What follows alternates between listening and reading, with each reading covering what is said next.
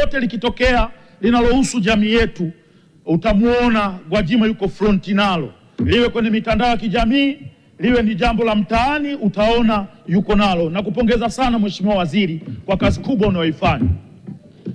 Na mimi nitachangia mambo machache sana kwa sababu mambo mengi yameshazungumziwa. La kwanza, nitaanza na 10% ya mikopo ambayo inatakiwa kutolewa kwenye halmashauri zetu. Tunajua kwamba serikali iliamua kupeleka mikopo kwenye mabenki ili kulinda pesa. Watu wengi walikuwa wanakopa na kuondoka na pesa bila kurudisha. Lakini bado kumekuwa na changamoto kubwa kwenye elimu ya wajasiriamali wetu kuhusiana na namna ya kuzifuata hizo pesa katika taratibu za benki. Benki na taratibu zake za kulinda pesa, na wananchi wetu kuzifikia hizo taratibu imekuwa ni kazi ngumu sana. Hivi ninavyokuambia mimi mwenyekiti, jimbo la Kigoma mjini kuna makundi zaidi ya 25 waliandikwa na wakafuata taratibu zote tangu mwezi wa kwanza mpaka leo hii bado hawajapata pesa yoyote kwenye makundi yao. Lakini kuna wengine waliomba milioni 5 alafu wakapewa 500,000. Hii tafsiri yake ni kwamba hiyo pesa haiwezi kwenda kufanya hiyo biashara ambayo hicho kikundi au huyo mtu alikuwa ameenda kuitarget. Kwa nakuomba sana Mheshimiwa Waziri, nenda fronti na watu wako, nenda fronti benki, waambie hizi pesa ni za serikali, hizi sio pesa za benki, watu waweze kupewa hela zao, waweze kufanya biashara. Lakini lingine ni kuhusu wanaume. Mheshimiwa Mwenyekiti, wizara hii imejikita zaidi kwenye kutetea wanawake, lakini tunapozungumzia maendeleo ya jamii tunazungumzia jamii nzima kwa ujumla, tukiwemo wanaume. Sasa leo nitakwambia mwenyekiti, na naomba Mheshimiwa Waziri ufungue masikio usikie vituko tunavyofanyiwa wanaume na wanawake. Elimu nyingi imekuwa ikitolewa, hata vipindi vya redio. Ukisikia vipindi vya redio, elimu vinazoitoa ni kama vinawafundisha wanawake waende wakapambane na wanaume kwenye nyumba zao. Lazima mjue wanaume wako humu ni mashahidi. Wanaume tunaoa wanawake kwa namna ambavyo tunataka sisi, kwa sababu sisi hatuolewi, sisi tunaoa. Kuna mwanaume anaoa mwanamke anayetaka huyo mwanamke aajiriwe, yeye afanye kazi na mwanamke afanye kazi. Na kuna mwanaume hataki mke wake aajiriwe na bosi kwa sababu anakuwa na wasiwasi kwamba hizi taarifa ongezisubiri kwa granada. Taarifa mwenyekiti. Taarifa Mheshimiwa Mary Masanja. Mheshimiwa Mwenyekiti, naomba nimpe taarifa mzungumzaji. Vivyo hivyo na wanawake hatuolewi tu hivi hivi, isipokuwa tunaolewa na mtu ambaye tumemhitaji.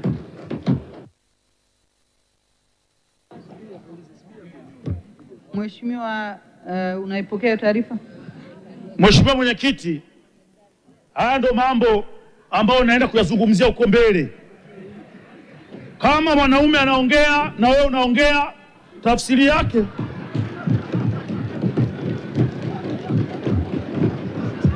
taarifa mwenyekiti. Taarifa mwenyekiti. Mheshimiwa Mwenyekiti, naomba ulinde muda wangu kwa sababu nina mengi ya kuongea. Naomba ulinde muda wangu. Taarifa zao zipokee. Naomba ulinde muda wangu. Na wao wavumilivu. Wakati wanaume tunasemwa, huwa tunavumilia. Na wao wavumilivu. Taarifa mwenyekiti. Naomba utulivu tafadhali. Mheshimiwa, naomba, siwezi kumsikia anasema nini kama mtakuwa mnaongea. Mheshimiwa, naomba uendelee. Taarifa mwenyekiti. Taarifa mwenyekiti. Taarifa. Pointi hapa. Waheshimiwa wabunge, nimesema mnaongea sana, sikusikia nini anasema. Kwa hiyo taarifa unayoomba sijajua ya nini, naomba aendelee kuongea ili niweze kuelewa.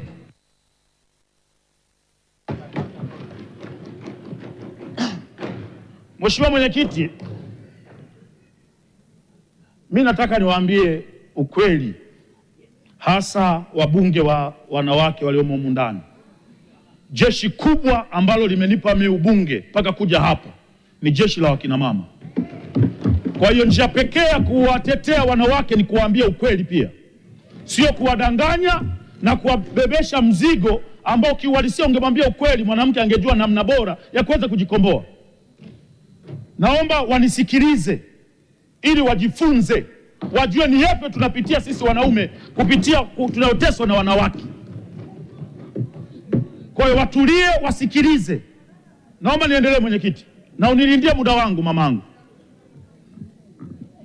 Mheshimiwa mwenyekiti, wakati unamtetea mwanamke kuhusiana na ukatili wa kijinsia, ni lazima na yeye mwenyewe umfundishe namna ya kutojiingiza kwenye ukatili wa kijinsia. Yapo mambo ambayo yanafanywa na wanawake yanawaingiza automatically kwenye ukatili wa kijinsia, na nitayataja hapa, na wao wanawake watakuwa mashahidi kwenye hili. Jambo la kwanza, Mheshimiwa mwenyekiti, huwezi kuwa umeishi na mwanamke ndani, anakusingizia ujauzito, unaulea miezi 9, anazaa mtoto, unamlea mtoto, anafikisha miaka 10, baadaye mnagombana kidogo, anakuambia hata mtoto mwenyewe sio wako. Ipo namna mwanaume yote, ipo namna ambavyo mwanaume anaweza kureact katika hasira, na kuna wanaume wanaweza kuvumilia hasira, na kuna wanaume wengine wakati wanapambana na hilo neno ulilomwambia unatokea ukatili wa kijinsia. Kwa hiyo tuwe wa kweli wakina mama, mimba sio ya mtu, mwambie, usimbebeshe mzigo mwanaume ambao sio wa kwake. Wapo wanawake, wapo wakina mama, amesomeshwa, mtu anahangaika, ameacha kusomesha ndugu zake, wadogo zake, anamsomesha binti kwa kuamini kwamba atakuja kufunga naye ndoa ili waweze kuendesha familia. Akishamaliza kusoma, anamuona yule mwanaume hafai, anamgeuka. Ukimgeuka huyu mtu, familia yake yote inamwambia tulikuambia. Mwisho wa siku haya matendo yanaleta hasira kali sana kwa wanaume. Mimi sitaongelea hapo mwanaume kupigwa, kwamba wanaume wanapigwa na wake zao, hayo mambo. Wanaume kupigwa, hiyo ni nguvu ya mwisho, hiyo ni mlevi huyo. Mheshimiwa mwenyekiti, tukiwawezesha vizuri wanawake, kuna baadhi ya matendo ambayo wanayafanya ambayo utanitafsiria baadaye kama ni utapeli au ni wizi, yataondoka. Kwa mfano, mwanamke mtu hampendi kabisa, hampendi hata kidogo, lakini anakaa naye amemwita kama mpenzi, wamekaa, anajua kabisa hampendi, lakini yuko anamdanganya, anakunywa pombe zake, anakula vitu vyake, mwisho yule bwana anaenda toilet, anarudi, anamwona mwanamke anakimbia kwenye bajaji. Haya mambo yanatokea kwa sababu wanawake, uchumi wao, kuna vitu wanavifanya kwa sababu ya uchumi tu. Mwanamke mwenye uchumi hawezi kukwenda kula vitu vya mtu ambaye hampendi. Mama Gwajima, wasaidie wanawake wawe na hela ili kupunguza hivi vitu. Mtu wanaimba paka nyimbo, mtu anajua kabisa huko sitoenda, unamwambia unakuja saa ngapi, tukutane wapi, mnakubaliana, nitumie nauli, unatuma 50, anazima simu na kublock, na si wizi huo? Huo ni wizi. Na wanatumia kawimbo kazuchu, siendi, nauli yake nakula, nasema siendi. Huu ni wizi mama. Na sasa kuna namna watu wao wana namna kukabiliana na mwizi. Kuna mwingine unampeka polisi, na wengine unasikiaga wananchi wana hasira kali, wamchoma mwizi moto. Haya matendo yanatokea kwa namna nyingine ni kwa sababu kuna wanawake bado kipato kiko chini. Kwa hiyo katika utafutaji wake anafanya mambo ambayo kiuhalisia inakaa ni kama ni utapeli. Haya, twende basi kwa wao wenye kipato sasa. Wale wenye kipato, mimi nakushukuru sana Mheshimiwa Gwajima, nimemwona mme wako hapa. Wakati ametambulishwa, nimeona alivyosimama, tabasamu lake nilikuwa namwangalia usoni, linatoka moyoni. na wewe ni waziri. Kuna mwanamke akishapata pesa anabadilika kwamba yeye ndo mwanaume kwenye nyumba, anataka kumpeleka mwanaume na kumdhalilisha, kumwonyesha kwamba wewe si lolote, si chochote. Jamani, Mwenyezi Mungu ametuumba tofauti. Mwanaume ni mwanaume tu. Kuna muda ukifika, uwe na pesa usiwe na pesa, mheshimu mume wako. Kuna ubaya gani? Taarifa. Mheshimiwa Mwenyekiti, haya matendo mwenyekiti. Hawa bila kutulia mwenyekiti. Mheshimiwa, endelea. Nashukuru sana. Mheshimiwa Mwenyekiti, haya matendo yanayotokea katika familia yetu, ndio maana leo nimemletea Mheshimiwa Gwajima kitabu hichi hapa. Hichi ni kitabu kimeandikwa na Dr. Mlenda Omari. Tulikizindua juzi Kigoma. Kinaitwa Vijue Vyanzo vya Migogoro katika Ndoa na Familia. Huyu mzee kaandika kila kitu humu ndani kwenye kitabu hichi. Naomba wataalamu wa bunge mumkabidhi Mheshimiwa Waziri hichi kitabu. Mheshimiwa Mwenyekiti, wake zetu wanafundishwa namna ya kuja kutushambulia ndani ya familia.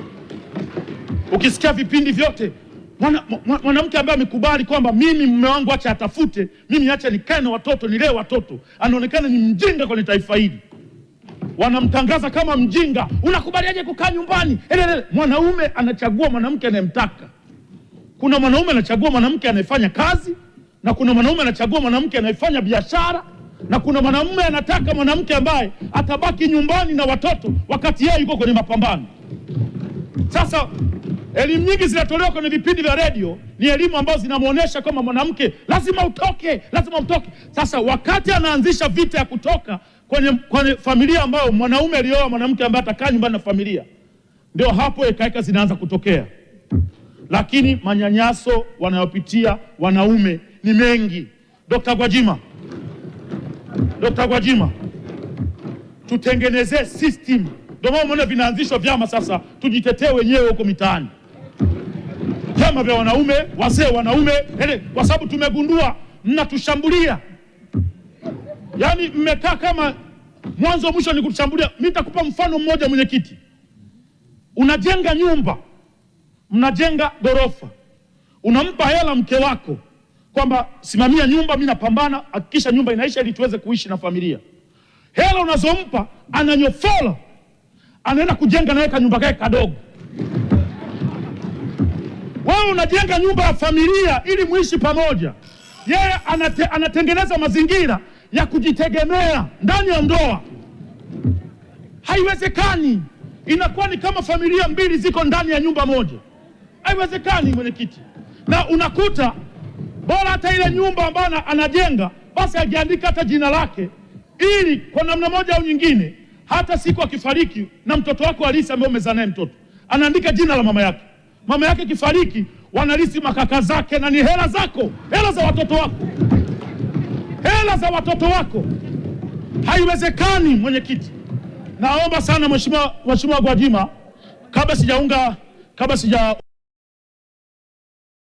Mheshimiwa Gwajima, ukipata muda njoo Kigoma nikukutanishe na wakina mama wajasiriamali ambao wako tayari kuwalea na kupambana na watoto pamoja na wanaume zao, lakini kwa heshima kubwa. Njoo nikupeleke soko Marungu, kuna wakina mama. Njoo nikupeleke soko la Kwanoti, kuna wakina mama. Njoo nikupeleke soko la kwa Kidagala, kuna wakina mama zaidi ya 300. Njoo nikupeleke soko la Gungu.